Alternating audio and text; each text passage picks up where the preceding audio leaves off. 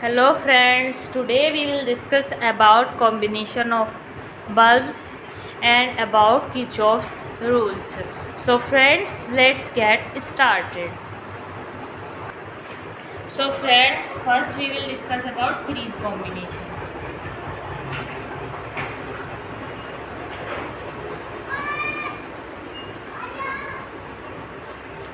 तो सपोज कीजिए मेरे पास ऐसे 3 बल्ब है, कैसे रिप्रेजेंट करूँ बल्ब को,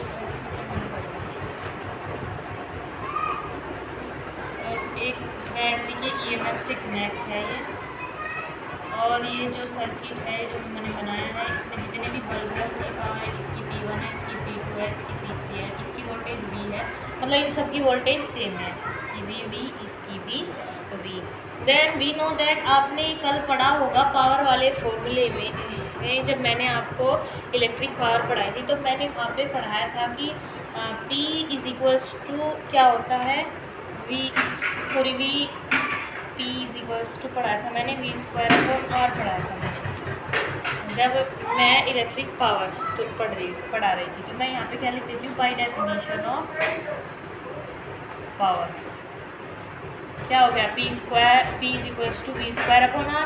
देन यहाँ से R इज इक्वल्स टू क्या आ जाएगा, V स्क्वायर अपॉन P। भाई मुझे R सपोज कीजिए इसका रेजिस्टेंस R1 है, इसका R2 है, दिस वन है R3। तो जब मुझे इनका रेजिस्टेंस पता होगा, रेजिस्टेंस का फॉर्मूला ऐसे पता होगा, तभी तो मैं R is equals to R1 plus R2 plus R3 लगाऊंगी रिजल्टेंट रेजिस्टेंस का फॉर्मूला। वही तो तरीका मेरे से आता है। तो R1 will be equals to V square upon P1 and R2 V square upon P2 and R3 V square upon P3. Then as we know that in series combination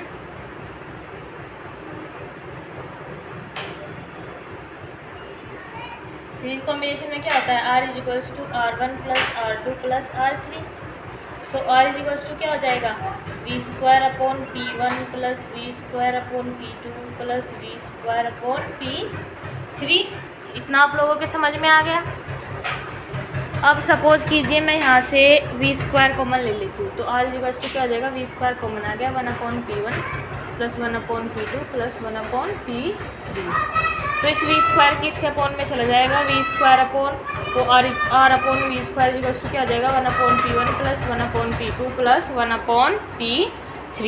and as we know यहाँ से देखिए अगर मैं P को उधर ले जाऊँ और R को इधर ले जाऊँ तो ये क्या हो जाएगा, V square upon R is equals to क्या हो जाएगा P। तो लेकिन यहाँ पे है inverse R upon V square, then R upon V square किसके इक्वल होगा 1/P, where P is the resultant power of these 3 bulbs which are connected in series combination. Then resultant power of 3 bulbs which has power P1, P2, P3 and are connected in series combination is 1/P is equals to 1/P1 plus 1/P2 plus 1/P3। समझ में आ गया आप लोगों के यहाँ तक का। और अब यहाँ से आप लोगों के ये सब चीज़ समझ में आ गई तो अब मैं रिजल्टेंट P निकाल सकती हूँ। अगर मेरे पास कोई क्वेश्चन देगा भाई कि 3 बल्ब है वो ऐसे ऐसे कनेक्ट है और उसमें से सपोज कीजिए एक का 10 वाट पावर है, दूसरे का 20 वोट, तीसरे का 50 वोट, तो नेट पावर बताइए रिजल्टेंट एंड मतलब टोटल पावर कितनी होगी तीनों बल्ब की। फिर पूछेगा पोटेंशियल दे के अब बताओ कि इसका रेजिस्टेंस कितना होगा, तो यहाँ से निकाल सकते हैं आप भाई इस फॉर्मूले से। फिर पूछेगा चलो मुझे करंट बताओ, करंट कितना होगा, तो मेरे पास एक और फॉर्मूला है P का, P इज इक्वल्स टू होता है मेरा I स्क्वायर R। तो आपके पास R भी आ जाएगा, P है आपके पास, I से आप करंट निकाल लेंगे। समझ गए आप लोग। अब हम इसका सीरीज कॉम्बिनेशन देखते हैं। सो यहाँ पे पैरेलल कॉम्बिनेशन में देखिए सपोज कीजिए ऐसे 3 बल्ब है,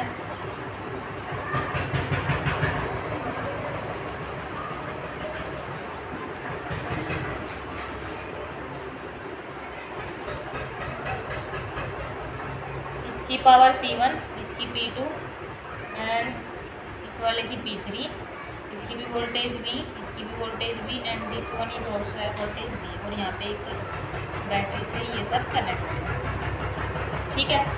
अब मुझे पता है रेजिस्टेंस क्या होता है, 1/R is equals to 1/R1 plus 1/R2 plus 1/R3। Suppose कीजिए इसका रेजिस्टेंस R1 है, इसका R2 है and this one is R3। So मेरे पास फॉर्मूला भी है कि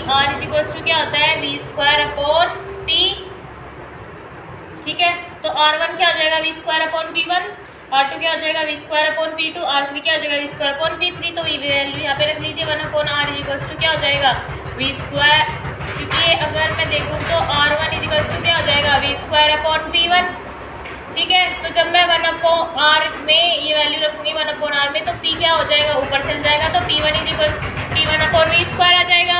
ऐसे ही हो जाएगा P2 अपॉन वी स्क्वायर, ऐसे ही हो जाएगा P3 upon V square.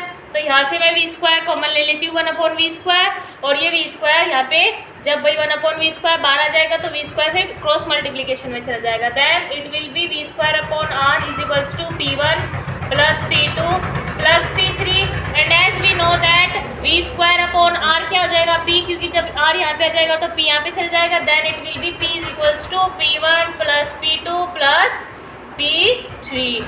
So this is the net power in bulbs which are connected in parallel combination। तो समझ गए।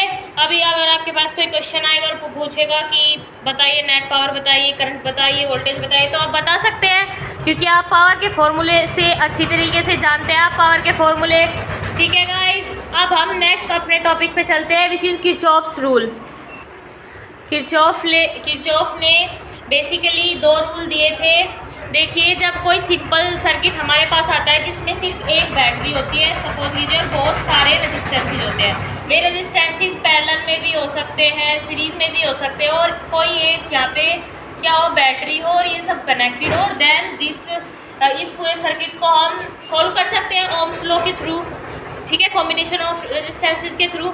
लेकिन किरचॉफ्स रूल फिर हमारे पास ऐसे सर्किट आए जो कॉम्प्लेक्स थे, मतलब जिनमें बैटरी भी बहुत सारी थी, 2 या 2 से ज़्यादा थी, और रेजिस्टेंसेस भी बहुत ज़्यादा थे, तो वो कॉम्प्लेक्स बन गया। आप उसे हम सिंपली सॉल्व नहीं कर सकते, तो ऐसे सर्किट्स को सॉल्व करने के लिए किरचॉफ रूल आया। सपोज कीजिए यहाँ पे एक बैटरी हो गई, यहाँ भी एक बैटरी हो गई, यहाँ भी एक बैटरी हो गई, तो आप इसे किस तरीके से सॉल्व करोगे, नहीं कर पाएंगे हम ओम्स लॉ से। तो फिर इस तरीके से कॉम्प्लेक्स सर्किट को सॉल्व करने के लिए जो नया रूल आया वे कहलाए हमारे किरचॉफ्स रूल। ये 2 रूल है। फर्स्ट जो है हमारा फर्स्ट रूल होता है वो होता है किरचॉफ्स करंट लॉ और जंक्शन रूल, इसे जंक्शन रूल भी कहते हैं। तो ये क्या हो गया, जंक्शन रूल और किरचॉफ करंट लॉ। समझ गए आप लोग, ये हमारा है फर्स्ट रूल। देखिए, इन्होंने कहा था कि किसी भी जंक्शन पे अगर 1 से 2 या 2 से ज़्यादा करंट किसी एक जंक्शन पे आके मिल रही है तो उस पे जो नेट करंट होती है वो 0 होती है। इसका मतलब आने वाली जितनी भी करंट होती है वो जाने वाले करंट के इक्वल होती है। सपोज कीजिए ये बहुत सारे वायर आके यहाँ पे जंक्शन क्रिएट कर रहे हैं, मतलब यहाँ पे जंक्शन बन रहा है, यहाँ पे कुछ करंट आ रही है इस जंक्शन पे और कुछ करंट इस जंक्शन से जा रही है। तो उनका कहना था कि जो ये जंक्शन है, सपोज कीजिए P पॉइंट है, तो इस P पॉइंट पे जो नेट करंट होगा वो 0 होगा। मतलब उनका इसी रूल का कहने का मतलब था कि जो आने वाली करंट होगी वो जाने वाली टोटल करंट के इक्वल होगी।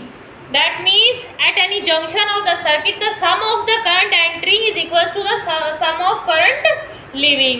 और मैंने अभी क्या बताया कि किसी भी जंक्शन पे at any junction of circuit algebraic sum of current is 0। That means at junction at point P sigma I is equals to क्या हो जाएगा, समेशन I 0। और यहाँ पे आ कौन रहा है, I1 plus I2 plus I3 and plus I7, ये आ रहे हैं ना जंक्शन पे, और जा कौन रहा है, I4 I5 प्लस I6। यही तो किरचॉफ समझाने की कोशिश कर रहे थे कि जो किसी भी जंक्शन पे करंट का अलजेब्रिक सम क्या होता है, 0, और आने वाली जितनी भी करंट होती है वो जाने वाली करंट के इक्वल होती है। जब आप इसे इधर लाओगे तो ये सब क्या हो जाएगी, -I4 -I5 -I6, इधर क्या हो जाएगा 0। तो बात तो वही आएगी, ठीक है। तो ये किसके ऊपर बेस्ड है, अभी कोई भी आपको MCQ में पूछ लेगा या फिर आपसे कोई वैसे भी वाइवा में भी पूछ सकता है कि किरचॉफ का फर्स्ट रूल किस चीज़ के ऊपर बेस्ड है? तो ये बेस्ड है कंजर्वेशन ऑफ चार्ज के ऊपर बेस्ड है।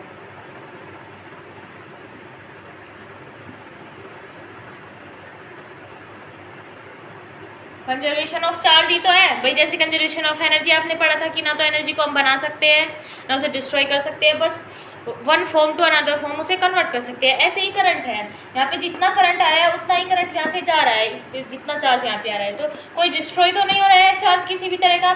तो इसका मतलब ये कंजर्वेशन ऑफ चार्ज के ऊपर बेस्ड है। जितना चार्ज यहाँ पे जंक्शन पे आ रहा है उतना ही यहाँ से जा रहा है। समझ गए आप लोग? तो ये था हमारा किरचॉफ का first rule which is junction rule and which is based on conservation of charge. अब हम इसका सेकंड रूल पढ़ते हैं। सो इसका जो सेकंड रूल है उसे हम लूप रूल भी कहते हैं, और क्या कहेंगे हम? Kirchhoff second rule, Kirchhoff second law. ठीक है, किरचॉफ सेकंड लॉ और लूप रूल।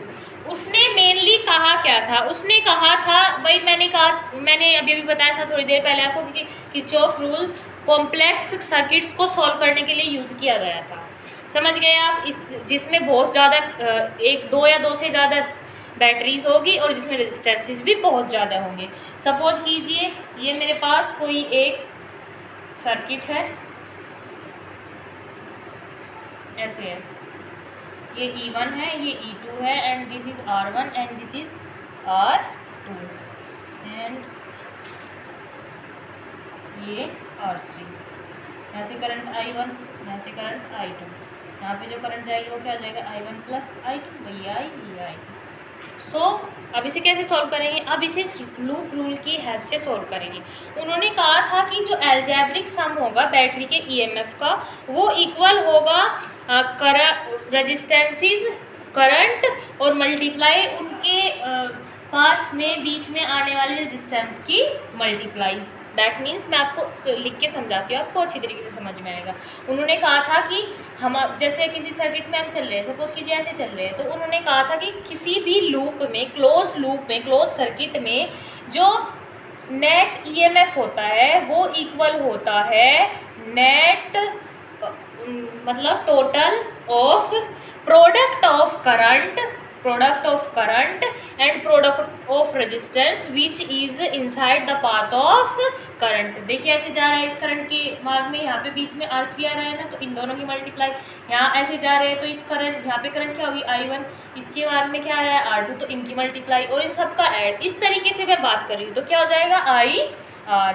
यही है कि लूप रूल। समझ गए आप लोग? Net EMF is equals to product of current and resistances. समझ गए आप? ये है हमारा किरचॉफ का सेकंड लॉ। किरचॉफ का सेकंड लॉ जो है वो कॉम्प्लेक्स सर्किट को सॉल्व करने में यूज किया जाता है, और इसकी जो है जब हम लूप लेके चलेंगे, इन्हें सॉल्व करेंगे, तब हमें पता चलेगा कि किस तरीके से ये सॉल्व होते हैं, किस तरीके से ये यूज़ होते हैं। तो मैं आपको नेक्स्ट जो वीडियो आएगी उसमें मैं आपको किरचॉफ के लॉ की हेल्प से कॉम्प्लेक्स सर्किट को सॉल्व करना बताऊंगी। So guys stay tuned on my channel and thank you for watching my video and keep supporting me. और अगर आपको फिर भी कोई डाउट है तो आप कमेंट बॉक्स में कमेंट कर सकते हैं, और मेरी नेक्स्ट वीडियो के लिए आप वेट करिए, क्योंकि नेक्स्ट वीडियो में मैं जो कॉम्प्लेक्स सर्किट होंगे, इस तरीके के जो सर्किट होंगे उन्हें मैं सॉल्व करने की आपको मेथड बताऊंगी, कुछ ट्रिक्स बताऊंगी जो आपके लिए बहुत यूज़फुल रहने वाली है। Thank you guys.